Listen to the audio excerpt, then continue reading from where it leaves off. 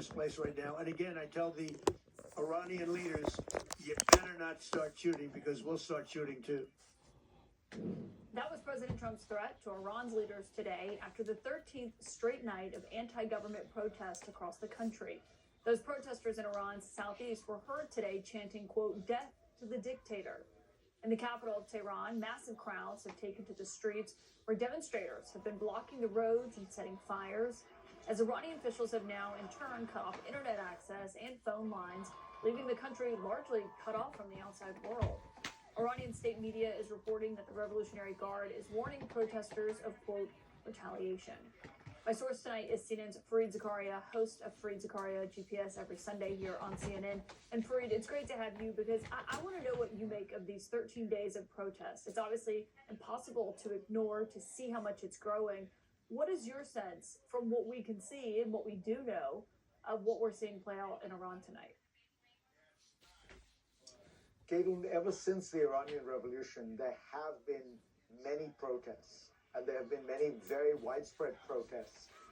The regime is very good at tamping down these protests, using brutal repression, using forms of patronage. But all that said, I do think this one seems different, and it does feel like the regime is at a turning point. And the reason for that is conditions in Iran are terrible. The military has been devastated. The economy is devastated.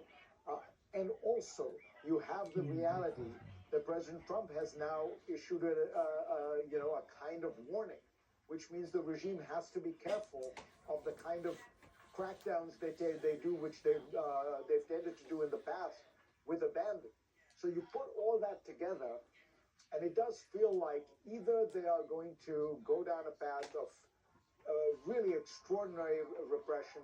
Maybe they do it in a way that isn't as easy to televise, but that will still, that will be something the population will see, or they will have to give in some way. But it doesn't feel like this is going to get diffused very easily. So how does the president factor into all this? Because, I mean, obviously you saw his threats today. If they start shooting the protesters, the United States is going to start shooting. I saw the Supreme Leader today was telling Trump he should focus on his own country instead.